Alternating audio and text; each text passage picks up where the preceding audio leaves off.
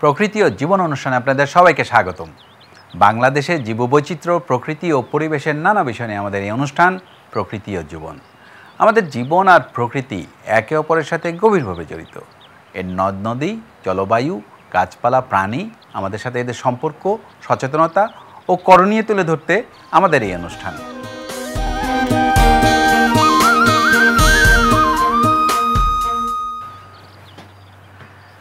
ভূমি একটি দেশের অন্যতম প্রাকৃতিক সম্পদ।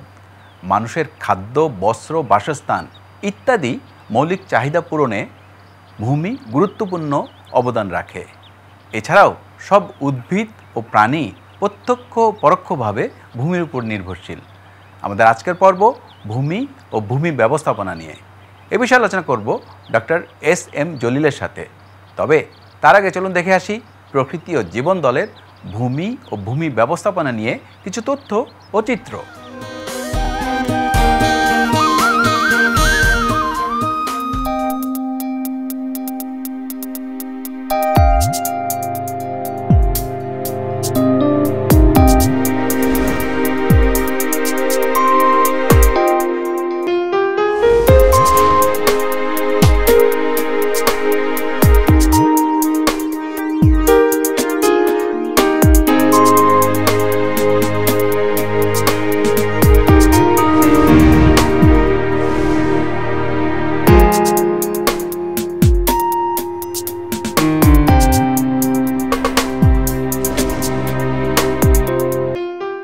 পৃথিবীর প্রস্তরময় কঠিন অংশের উপর ভূত্বকের প্রান্তস্থ বিভিন্ন উপাদানের মিশ্রিত বিশেষ আবরণই ভূমি হিসেবে পরিচিত।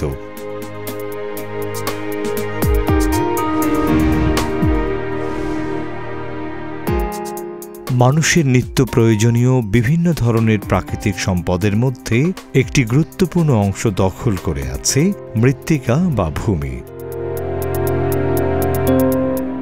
এই ভূমির কাঠামোর উপরেই গড়ে উঠেছে মানব সভ্যতা।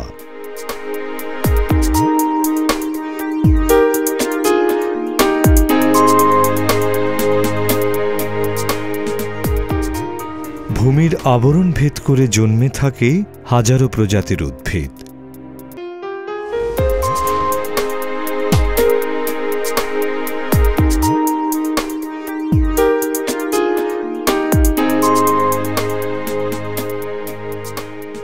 যা ধরিত্রী মাতাকে সবুজের চাদরে আবৃত করে রেখেছে।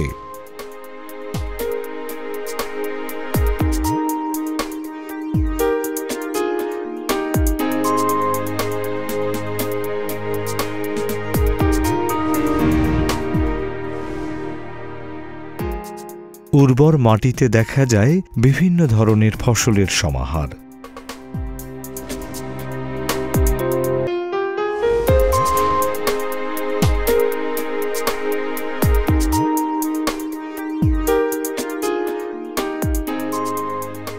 আর এই উদ্ভিদগুলোর উপর নির্ভর করে টিকে আছে মানব জাতিসহ বিভিন্ন প্রজাতির প্রাণী।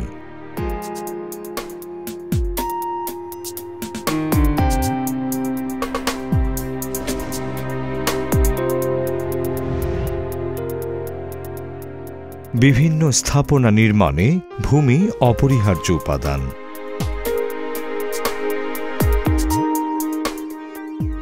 জলাশয় ও এর জীববৈচিত্র্য নির্ধারণেও কাজ করে ভূমির গুণাগুণ।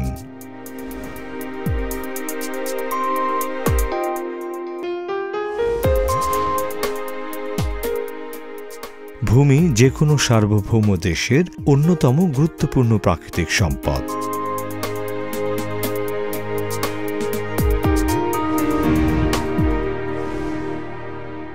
কিন্তু মহামূল্যবান এই ভূমি সম্পদকে যদি দক্ষতার সাথে ব্যবস্থাপনা করা না হয় তবে তা দেশের জন্য বয়ে আনতে পারে ভয়াবহ সংকট।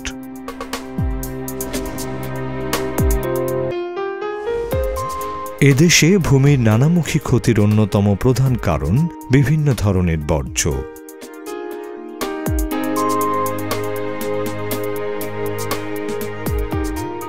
নগরাঞ্চলে শিল্প ও পৌর বর্জ্য ক্রমাগত স্তূপীকরণে ভূমির একটি অংশ পতিত থেকে যাচ্ছে। এই বর্জ্য মাটির সাথে মিশ্রিত হয়ে ধীরে ধীরে এর গভীরে প্রবেশ করে। দীর্ঘদিন ধরে এ বর্জ্য আশেপাশের কৃষিজমি ও পানিকেও দূষিত করে ফেলছে। এতে উদ্ভিদের মূল এ বর্জ্য স্তর ভেদ করে পুষ্টিদ্রব্য ও পানি শোষণ করতে পারে না।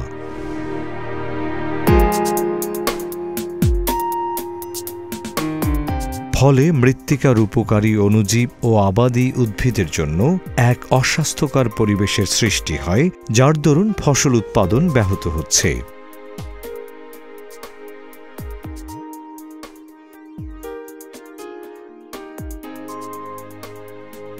এর পাশাপাশি পলিথিন ও প্লাস্টিক জাতীয় বস্তু মাটিতে স্তরে স্তরে জমা হওয়ার ফলে যে কোনো ধরনের স্থাপনা নির্মাণে সমস্যা সৃষ্টি হচ্ছে। মৃত্তিকা ক্ষয় ভূমির আয়তন ও উর্বরতা হ্রাসের অন্যতম প্রধান কারণ।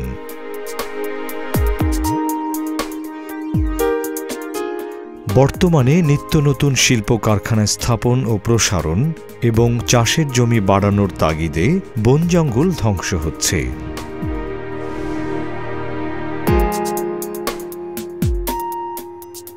ফলে বৃষ্টির পানিতে অরণ্য অনাচ্ছাদিত জমির মৃত্তিকা ক্ষয়ে যাচ্ছে। ক্ষয়ে যাওয়া মৃত্তিকা নদ নদীতে জমা হওয়ায় নদীগুলোর গভীরতা হ্রাস পাচ্ছে এবং নদীবক্ষে জেগে উঠছে ছোট বড় অসংখ্য চর।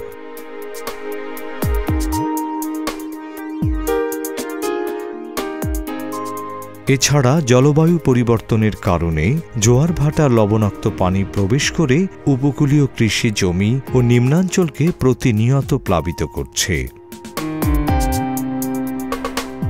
জলাবদ্ধতা ও মাটিতে এ লবণ দীর্ঘদিন সঞ্চিত থেকে জলজ ও স্থলজ বাস্তুসংস্থানের জন্য হুমকি ডেকে আনছে।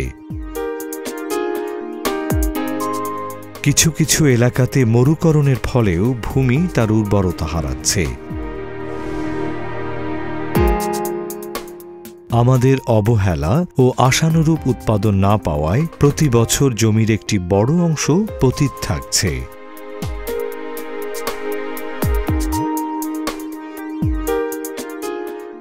আধুনিক প্রযুক্তির ব্যবহারের মাধ্যমে পতিত এ জমিগুলো থেকে প্রতি বছর বিপুল পরিমাণ ফসল উৎপাদন করা সম্ভব।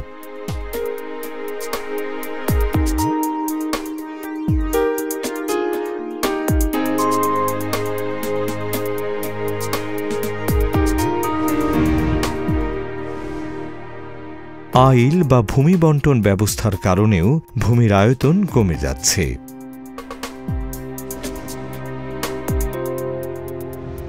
এই ব্যবস্থায় যতদিন যাচ্ছে নির্দিষ্ট জমির উৎপাদন এক প্রজন্ম থেকে পরবর্তী প্রজন্মে তত হ্রাস পাচ্ছে। সঠিক ব্যবস্থাপনার অভাবে ভূগর্ভস্থ প্রাকৃতিক সম্পদ উত্তোলনে ও অবৈধভাবে পাহাড় কাটার কারণে প্রায়ই ভূমিধস সহ নানা দুর্যোগ ঘটে।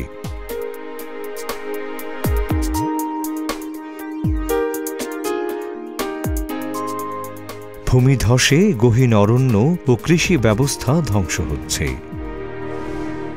এমনকি বিভিন্ন খনি নিঃসৃত ক্ষতিকারক উপাদানে ভূমি দূষিত হয়ে কৃষি উৎপাদনকে ক্ষতিগ্রস্ত করছে। এছাড়া বর্তমানে কৃষি উৎপাদন প্রক্রিয়ায় অধিক মাত্রায় কীটনাশক ও রাসায়নিক সার ব্যবহার হচ্ছে। সাময়িকভাবে অধিক ফলন আসলেও রাসায়নিক এই উপাদানগুলো জমির স্বাভাবিক উৎপাদন ক্ষমতা কমিয়ে দিচ্ছে। পাশাপাশি এই উপাদানসমূহ পাখি, মাছ, জলজ উদ্ভিদ ও প্রাণীসহ মানুষকে মৃত্যুর দিকে ঠেলে দিচ্ছে। জনসংখ্যার আধিক্য বাংলাদেশে ভূমির সঠিক ব্যবস্থাপনার ক্ষেত্রে বাড়তি চাপ হয়ে দেখা দিচ্ছে, কারণ এখানে জনসংখ্যার তুলনায় ভূমি অপ্রতুল। খাদ্য, বস্ত্র ও বাসস্থানের নিশ্চয়তা বিধান করে দূষণমুক্ত ভূমি ও এর টেকসই ব্যবস্থাপনা।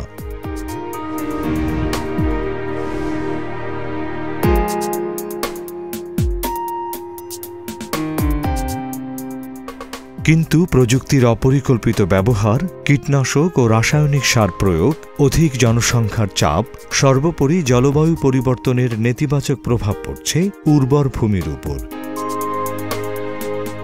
যা আমাদের দেশের কৃষি উৎপাদনের স্বাভাবিক গতিধারার অন্তরায় হয়ে দাঁড়িয়েছে।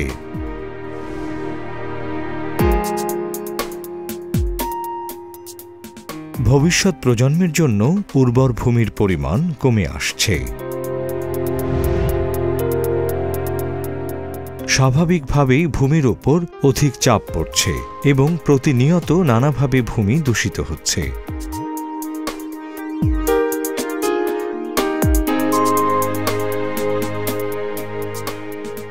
এতে পরিবেশের স্বাভাবিক ভারসাম্য বিঘ্নিত হয়ে বিনষ্ট হচ্ছে বনজ সম্পদ, সেই সাথে ধ্বংস হচ্ছে জীববৈচিত্র্য।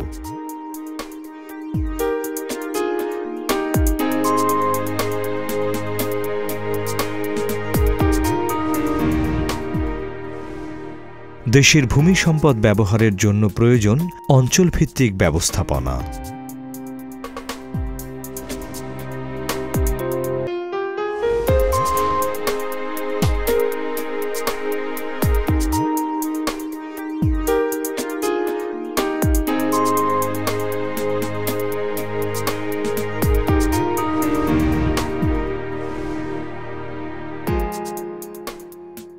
যত্রতত্র যে কোনো স্থাপনা নির্মাণ না করে অঞ্চলভিত্তিক কাঠামো নির্মাণের পরিকল্পনা করা প্রয়োজন।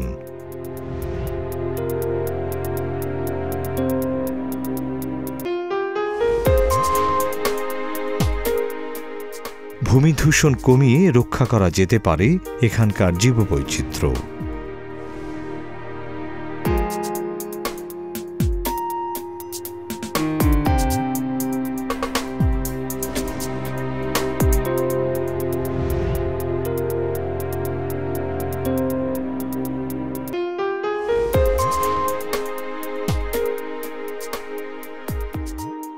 ভূমি দূষণ কমাতে উন্নত প্রযুক্তির টেকসই ব্যবহার,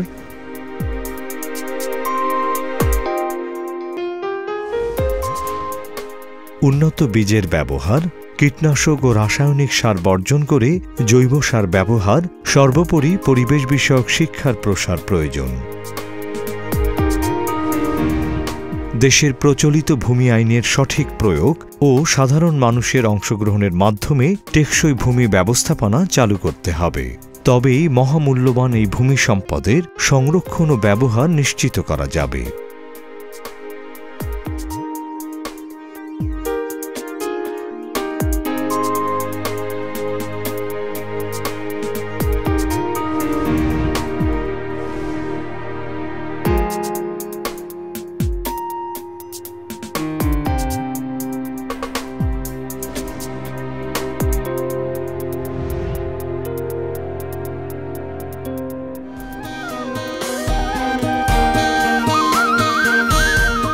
দর্শক মণ্ডলী, আমরা তখন দেখলাম ভূমি ও ভূমি ব্যবস্থাপনার উপর বিস্তারিত প্রতিবেদন। এবার কথা বলবো আমাদের আজকের অতিথি ডক্টর এস.এম. জলিলের সাথে। কেমন আছেন আপনি? জি ভালো, আপনাকে ধন্যবাদ। আচ্ছা, আপনার কাছে আমার একটা প্রশ্ন, বাংলাদেশে একটি ছোট দেশ, প্রাকৃতিক উপাদান হিসেবে ভূমি কতটা গুরুত্বপূর্ণ এখানে? দেখুন, বাংলাদেশ অবশ্যই খুব ছোট দেশ। এই দেশে 16 কোটি মানুষ বাস করে। এত অল্প ভূমিতে এত লোক যে বেঁচে আছে, এটা আসলেই আশ্চর্যের ব্যাপার। জি। তো বাংলাদেশের ভূমি এত গুরুত্বপূর্ণ যে এর মূল্য সোনার হরিণের থেকেও বেশি। আমি মাঝে মাঝে বলি গোল্ড মাইন, আসলে মূল্যবান। আসলেই প্রকৃতিতে যা কিছু আছে দেখেন এখন, তা সব কিছু কিন্তু এই ভূমি থেকে আসছে। শুধুমাত্র মানুষের জন্য তো ভূমি নয়, অন্যান্য প্রাণীও সৃষ্টিকর্তা সৃষ্টি করেছেন, তাদেরও আহার, তাদের বাসস্থান, তাদের জীবিকার জন্য সব কিছুই প্রত্যক্ষভাবে হোক পরোক্ষভাবে হোক এই ভূমি থেকেই আসছে। এখন উদ্ভিদ, তারপরে পশু পাখি, জীবজন্তু, এগুলো সব কিছু কিন্তু আর মূলত ভূমি থেকেই।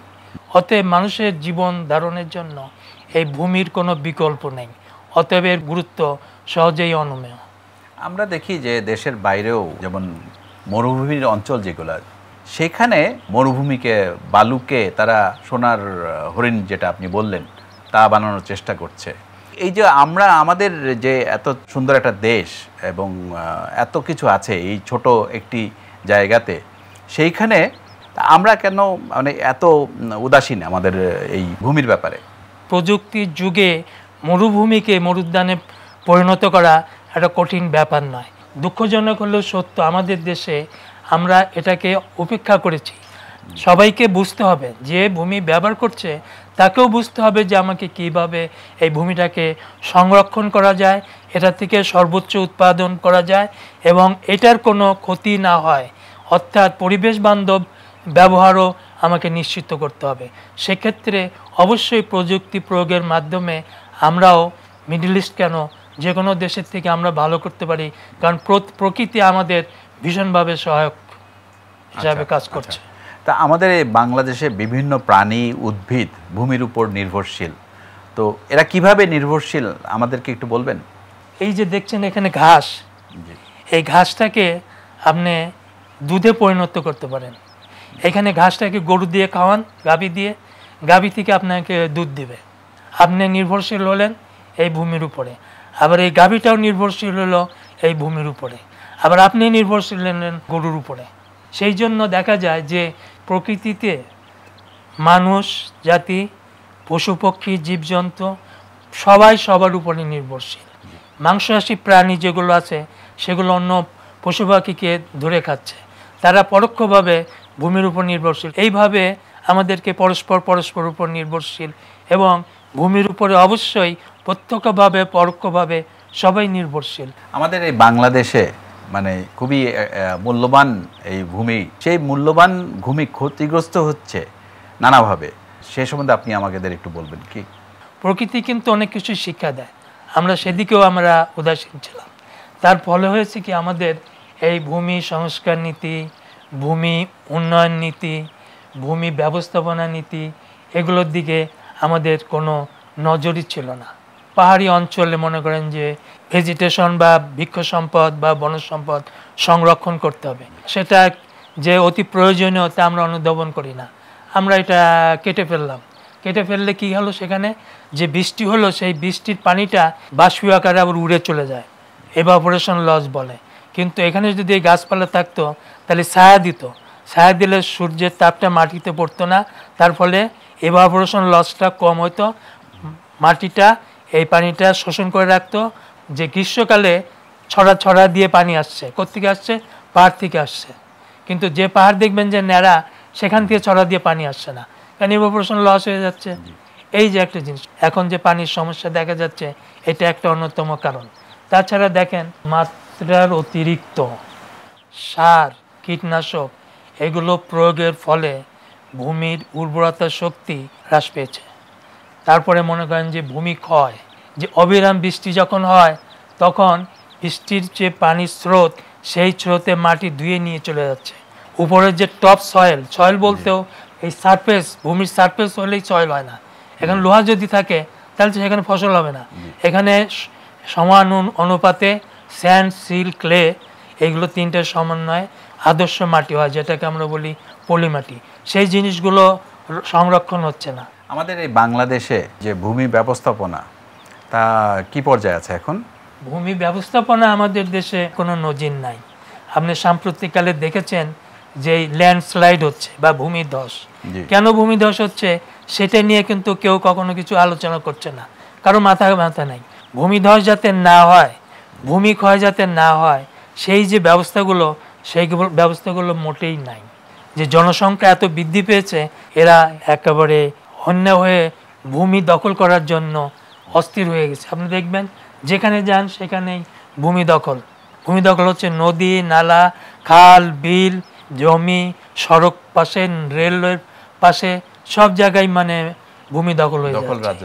এই যে দখল চলছে, এটাতে আপনার কি করে আমি বলি যে ব্যবস্থাপনা সঠিক আছে? তাহলে আপনি কি আমাদের এই ভূমি রক্ষা করার ব্যাপারে কোনো স্পেসিফিক কোনো কিছু বলবেন? ভূমি রক্ষা করার ব্যাপারে প্রথমে আমাদেরকে যে সমস্ত নিয়মকানুন ভূমি ব্যবস্থাপনার জন্য, ভূমি সংস্কারের জন্য, কৃষি সংস্কারের জন্য, ভূমি ব্যবহার পরিকল্পনার জন্য যা যা দরকার সেগুলো প্রথমত করা দরকার। দ্বিতীয় হচ্ছে যে ভূমি ক্ষয় যাতে না হয় সেজন্য আমাদের যে প্রযুক্তিগুলো আছে সেগুলো প্রয়োগ করতে হবে। তারপরে আরও রয়েছে এই যে এত লোক, তার ভিতরে প্রায় 50 লাখ লোক ভূমিহীন, তাদের জন্য একটা ব্যবস্থা করতে হবে, তাদেরকে ভূমি দিতে হবে। শুধু ভূমি দিলে হবে না, ভূমি ব্যবহার নির্দেশাবলীও সেই সঙ্গে দেওয়া প্রয়োজন আছে। যে এলাকায় যে ধরনের ভূমি আছে সেখানে যে ধরনের ফসল করা উচিত সেইটাই করা উচিত, অর্থাৎ পরিবেশ বান্ধব ভূমি ব্যবহার করা উচিত। আর সর্বোপরি যেটা আমি বলবো যে জনগণ যারা ভূমি ব্যবহার করে তাদেরকে প্রশিক্ষণ দিতে হবে, তাদেরকে পরিষ্কার ধ্যান ধারণা দিলে ভূমির সুষ্ঠু ব্যবহারের মাধ্যমে সর্বোচ্চ উৎপাদন বা সর্বোচ্চ বেনিফিট উপকার পেতে পারে, সেটাও তাদেরকে শিখিয়ে দিতে হবে। এইভাবে এই পরিস্থিতির যথেষ্ট উন্নতি হবে বলে আমার ধারণা। আপনাকে অনেক ধন্যবাদ, অনেক মূল্যবান তথ্য জানতে পারলাম আপনার কাছ থেকে। আপনাকেও ধন্যবাদ। দর্শক মণ্ডলী, প্রকৃতি ও জীবন অনুষ্ঠানের এবারের সেগমেন্টটি হচ্ছে আপনি জানেন কি। চলুন জানা যাক ভূমি ও ভূমি ব্যবস্থাপনা নিয়ে কিছু তথ্য। আপনি জানেন কি পৃথিবীর স্থলভাগের মোট ভূমির আয়তন প্রায় 15 কোটি বর্গ কিলোমিটার। পৃথিবীর 40 ভাগেরও বেশি ভূমি শুষ্ক অবস্থায় আছে। এই শুষ্ক অঞ্চলে 100টি দেশের প্রায় 2.3 বিলিয়ন মানুষ বাস করে। 1945 সালের পর থেকে শুধুমাত্র ভূমিক্ষয়জনিত কারণে বিশ্বের চাষযোগ্য জমির প্রায় 11 ভাগ কমে গেছে। বাংলাদেশের চাষযোগ্য কৃষি জমির পরিমাণ মোট আয়তনের প্রায় 62.8 ভাগ। উন্নয়নশীল দেশগুলোতে প্রতি বছর বনভূমি ধ্বংসের কারণে প্রায় 11 মিলিয়ন হেক্টর এলাকা ভূমিক্ষয়ের শিকার হচ্ছে। আমাদের এবারের সেগমেন্টটি হচ্ছে কুইজ। গত পর্বের কুইজটি ছিল বাংলাদেশে বকের কোন প্রজাতিটি সবচেয়ে বেশি পরিচিত। সঠিক উত্তরটি হলো বি, দেশি কানি বক। অনেকেই সঠিক উত্তর দিতে পেরেছেন, তবে লটারির মাধ্যমে নির্বাচিত সঠিক উত্তরদাতা হচ্ছেন সুরমা আক্তার মনি, অনার্স শেষ বর্ষ, দেবেন্দ্র কলেজ, মানিকগঞ্জ। অভিনন্দন আপনাকে। আই এক্সপ্রেসের মাধ্যমে আপনার ঠিকানায় পৌঁছে যাবে আকর্ষণীয় গিফট। এবারে জানিয়ে দিচ্ছি আজকের কুইজ। আমাদের আজকের কুইজ হচ্ছে কোন সারটির অধিক প্রয়োগে ভূমি দূষিত হচ্ছে? এ জৈব সার, বি রাসায়নিক সার। সঠিক উত্তর জানিয়ে শুক্রবার বিকেল 5টার মধ্যে আমাদেরকে SMS করুন। SMS পাঠাতে আপনার মোবাইলের মেসেজ অপশনে গিয়ে টাইপ করুন POJ স্পেস A অথবা B স্পেস আপনার নাম, ঠিকানা ও পেশা এবং যে কোনো মোবাইল থেকে পাঠিয়ে দিন 6161 নম্বরে। অনুষ্ঠান সম্পর্কে আপনার মতামত জানাতে চিঠি লিখুন। প্রযোজক প্রকৃতি ও জীবন, GPO বক্স নাম্বার 964 অথবা যোগাযোগ করুন 01773 049 049 এই নম্বরে, অথবা ইমেইল করুন info@pojf.org এবং প্রকৃতি ও জীবন অনুষ্ঠানের পর্ব দেখতে ও অন্যান্য তথ্য জানতে ভিজিট করুন www.pojf.org এই ঠিকানায়। শুধু দর্শক, অধিক জনসংখ্যার চাপে আমরা উর্বর ভূমিকে নষ্ট করে চলেছি। ভূমি ক্ষয় ও ভূমি দূষণ সহ নানাবিধ কারণে ধ্বংস হয়ে যাচ্ছে এই মূল্যবান সম্পদ। সেই সাথে হুমকির মুখে পড়ছে এর উপর নির্ভরশীল জীববৈচিত্র্য। টেকসই ভূমি ব্যবস্থাপনার নীতিমালা গ্রহণ করে রক্ষা করা সম্ভব এই অমূল্য সম্পদ। সুন্দর প্রকৃতিতে গড়ি সুস্থ জীবন, এই আশা নিয়ে শেষ করছি আজকের অনুষ্ঠান। আপনারা সবাই ভালো থাকুন, সুস্থ থাকুন।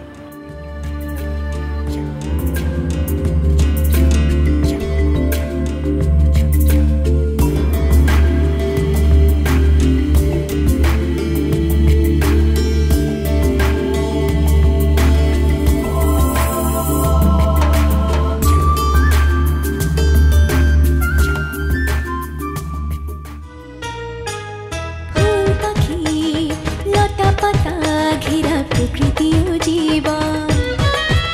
ও সুন্দর পৃথিবী, মায়াময় প্রকৃতি, বাসবো ভালো সারাক্ষণ।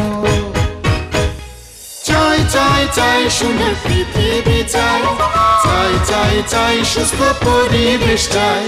ফুল পাখি লতা পাতা ঘেরা প্রকৃতি ও জীবন। ও সুন্দর পৃথিবী, মায়াময় প্রকৃতি, বাসবো ভালো সারাক্ষণ।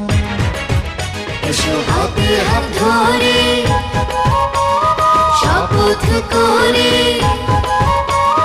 সুন্দর সুস্থ পরিবেশ গড়ি, সুন্দর সুস্থ পরিবেশ গড়ি, সুন্দর সুস্থ পরিবেশ গড়ি।